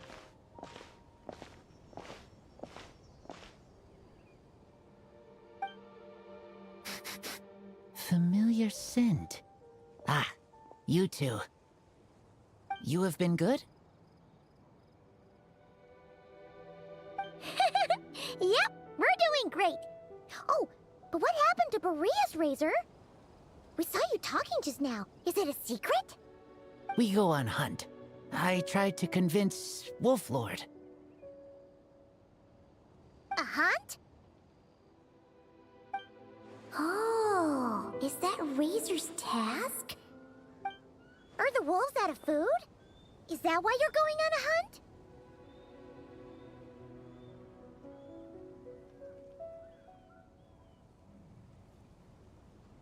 No, this hunt is not for food. We hunt enemies. The Dark Wolf Pack. Strange scent coming from land they took. Getting stronger. We must hunt enemies to purify the forest. Oh, so did Boreas agree? Paimon remembers last time he said something like, Razor, you must not get involved. This is for the wolves to settle between themselves.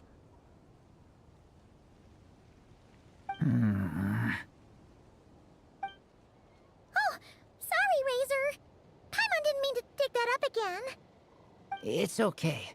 I know Lupacol means no harm. Besides, teacher taught me how to talk to Wolf Lord. Lisa taught you how to talk to him? Oh, like she told you what to say? So that means you got him to agree then, right? Yes. Words were hard, but I did it. Ha! So you actually managed to convince that giant, stubborn old fella. That's super impressive, Razor. Dark wolves are enemies of the whole world. Teacher said this is not wolf problem. This is world problem. And Wolf Lord agreed.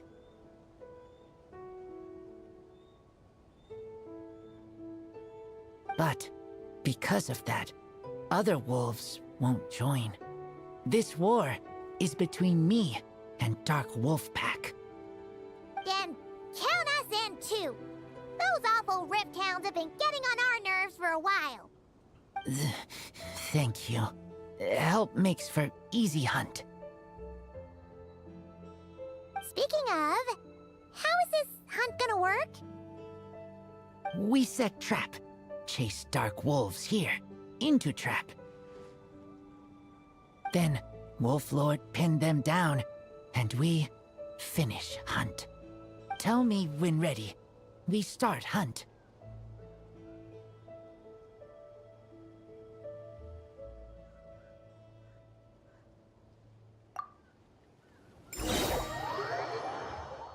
Come on! Let's clear them out in one go! Yes.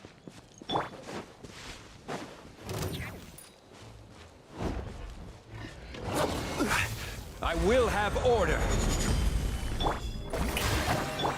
Boris, protect... The tides beckon.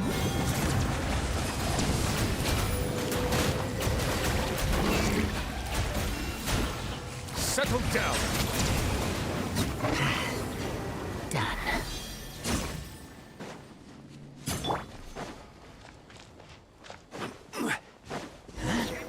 Why are Lupacol here? Oh no! The Rift Hounds are attacking them! We gotta get rid of them quick! Be sanctified. Whew, that was close. Good thing the wolves were there to help. They intercepted those Rift Hounds for us, and even drove them away. But this isn't wolf problem. You're doing this to help your Lupacol, right? Well, they want you to be safe too. Paimon bets they went to the Wolf King and said, "Listen here, this isn't just our Lupacol's problem. This is the world's problem!" And then rushed over to help. Lupacol is Lupacol. I am human, but I do not need to be wolf to be Lupacol.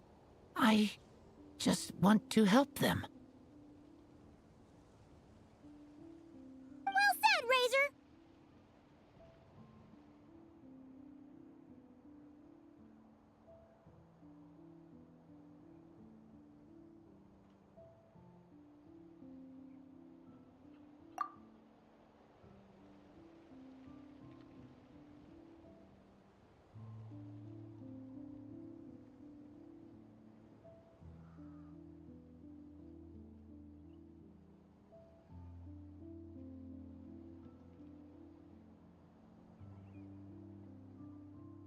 You think so?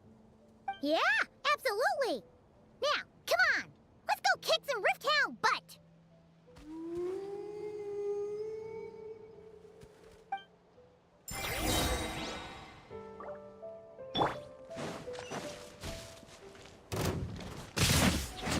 Order guide you.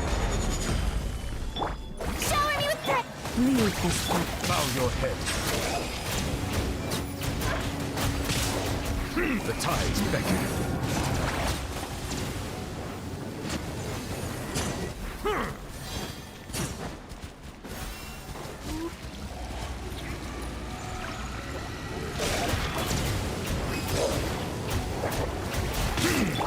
Strike a pose!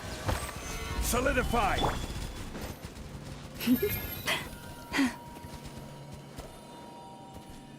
Look! The rest of the Rift Hounds are just up ahead! Get ready! For Lupicar.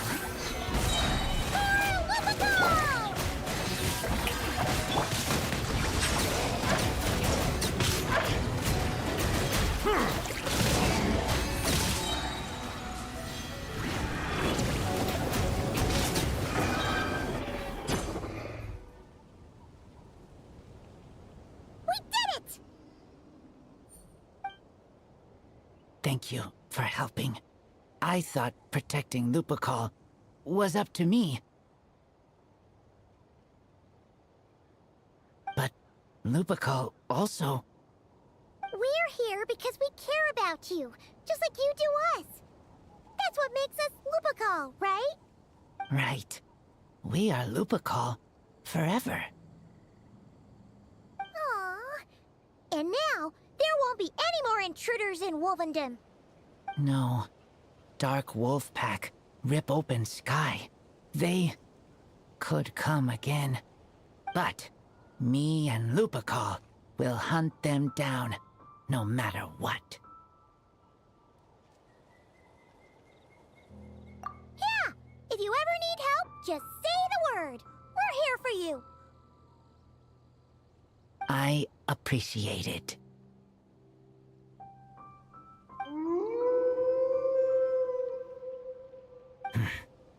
They call for me. Sounds like they want to make sure you're safe. Then I should go. Thank you for the help.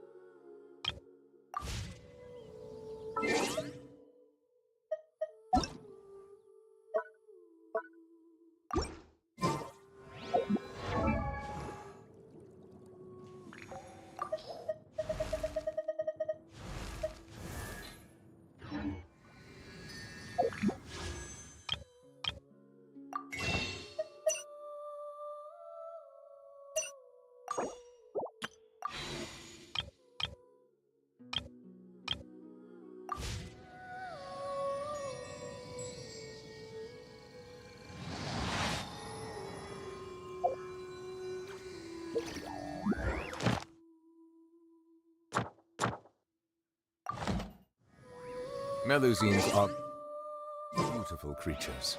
They are the pride of Fontaine. Be sure to befriend them and cause them no harm.